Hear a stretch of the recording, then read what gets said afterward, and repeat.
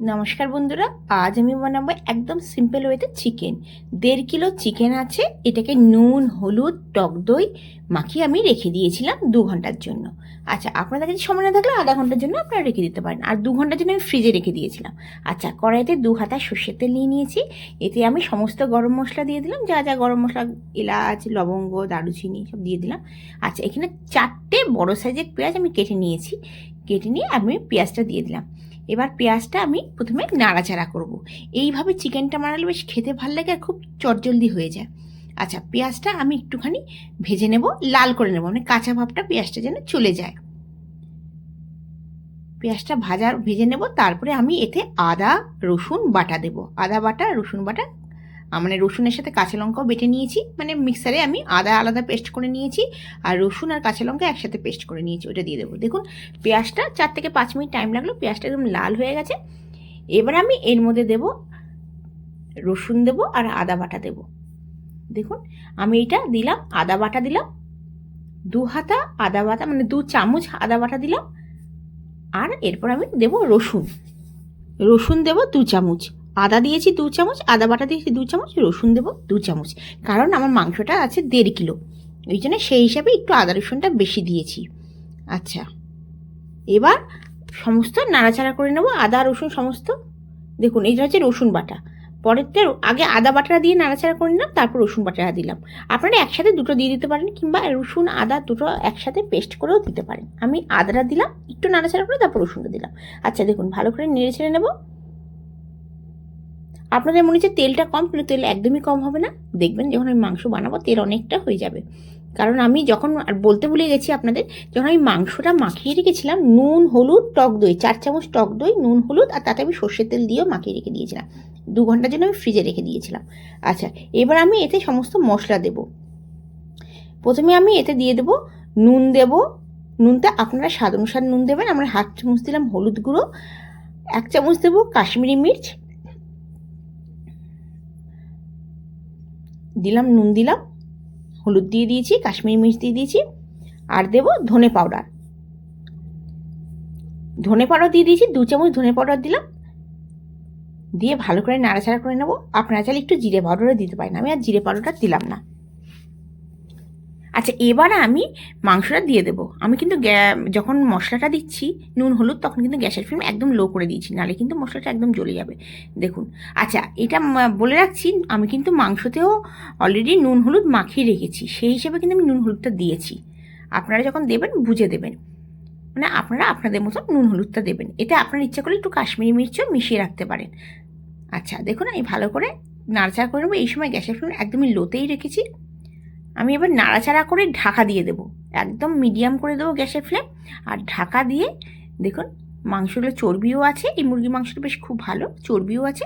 আচ্ছা, আমি নাড়াচাড়া করে 5 মিনিটের জন্য গ্যাসের ফ্লেম লোতে না মিডিয়াম করে দেব, তাতে আর 5 মিনিটের জন্য আমি ঢাকা দিয়ে রেখে দেবো।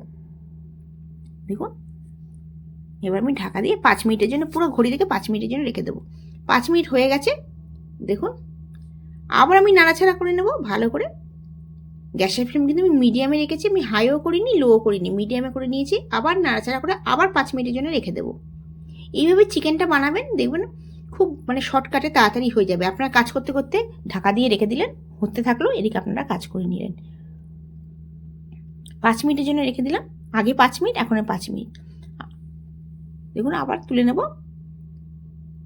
দেখুন অনেকটা কষে গেছে চিকেনটা, দেখতে কত ভাল লাগছে। আমি কিন্তু এতে জিরে পাউডার দিইনি, আপনারা চাইলে জিরে পাউডার দিতে পারেন। দেখুন ভালো করে নাড়াচাড়া করে নেব। এই চিকেন কষতে কষতেই মানে নরম হয়ে যায়। বেশিরভাগ আমি যে কড়াইতে এই লোহার, আমি কিন্তু আজকে লোহার কড়াইতে চিকেনটা বানাচ্ছি, আর এইভাবে চিকেনটা বানালে রুটি দিয়ে দারুণ লাগে। আমরা কিন্তু রাতে রুটি দিয়েই খাবো, চিকেন কিন্তু রুটি দিয়েই ভাল লাগে। আচ্ছা, নাড়াচাড়া করে নিলাম, কালারটা কি দারুণ এসেছে দেখুন। আবার ঢাকা দিয়ে আমি কিন্তু আবার 5 মিনিটে রেখে দেবো। আগে 5, টোটাল 10, আর এই 5 মিনিট 15 মিনিট টোটাল আমি ঢাকা দিয়ে রেখে দিলাম। অবশ্যই ঢাকা দিয়ে রাখবেন, তাহলে কিন্তু খুব ভালো, মানে তেলটা ভালো ভেসে উঠবে আর ভালো তাড়াতাড়ি হয়েও যাবে। আপনারা সেম প্রসেসে কুকারেও বানাতে পারেন। আমি আবার ঢাকা দিয়ে আরো 5 মিনিটের জন্য রেখে দেবো। টোটাল 20 মিনিট টাইম হয়ে গেল। আমি চিকেনটাকে ঢাকা দিয়ে রাখছি আর কষছি। অবশ্যই ঢাকা দিয়ে রাখবেন, খুব তাড়াতাড়ি হয়ে যাবে। দেখুন তেল অনেকটা উঠে এসছে, দেখুন। যত লো ফ্লেমে আপনারা রান্না করবেন তত টেস্ট হবে। যে কোনো রান্না কিন্তু আমরা গ্যাসের ফ্লেম লো করে যদি রান্না করি তাতে কিন্তু অনেক ভালো টেস্ট হয়। আমাদের কাছে সময় থাকে না বলে লো ফ্লেম করতে পারি না, কিন্তু লো ফ্লেমে করলে অনেক ভালো সিদ্ধ হয় আর টেস্টও হয়।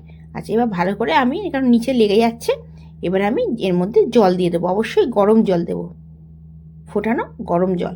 আমি জল বেশি দেবো না, একটু মানে রুটি দিয়ে খাওয়ার জন্য একটু মাখা মাখা করবো। চিকেনটা লেগে যাচ্ছে, এবার আমি জল দেবো। জলটা আপনারা আপনাদের হিসাবে জলটা দেবেন। আমি এবার গ্যাসের ফ্লেম একদম লো করে দেবো, ফের ঢাকা দিয়ে আমি সেদ্ধ করব, মানে মাংসটা করব। 5 থেকে 10 মিনিটের জন্য আমি ঢাকা রেখে দেবো। আমি এখন 5 মিনিটের জন্য ঢাকা দিয়ে দেবো, ফির না ঢাকনা তুলে নেড়ে চেড়ে আবার ঢাকা দিয়ে দেবো। দেখুন, এইটা আগে 20 মিনিট আমি ঢাকা দেওয়া হয়েছিল 5 মিনিট করে করে। এবার আমি জল দেওয়ার পর 5 মিনিট ঢাকা দিলাম। দেখুন অনেকটা হয়ে গেছে মাংস। এবার আপনারা এর মধ্যে একটু গরম মশলা দিয়ে দিতে পারেন, ধনেপাতা কুচি দিয়ে দিতে পারেন। মোটামুটি আমাদের মাংস অলরেডি রেডি, দেখুন। আর চাইলে 1 চামচ ঘিও দিয়ে দিতে পারেন। আমার একটু চটজলদি তৈরি হয়ে গেল চিকেন কষা, যেটা রুটি দিয়ে দারুণ লাগে। আপনাদের আজকের রেসিপিটা কেমন লাগলো অবশ্যই জানাবেন। যদি ভালো লেগে থাকে অবশ্যই লাইক করবেন। যদি এখনও আমার চ্যানেলকে সাবস্ক্রাইব না করে থাকেন তাহলে সাবস্ক্রাইব করার অনুরোধ রইল। দেখুন, আচ্ছা আপনারা চাইলে, আমরা বাঙালিরা একটু চিকেনেতে আলু পছন্দ করি, কিন্তু আমাদের চিকেনের আলুর থেকে মটনের আলুতে বেশি ভালো লাগে। বাচ্চারা কেউ আলু খেতে চায় না, ওই জন্য আজকে চিকেন দিয়ে, মানে আলু দিইনি, একদম শর্টকাটে এই চিকেনটা বানিয়ে ফেললাম। আপনাদের কেমন লাগলো অবশ্যই জানাবেন।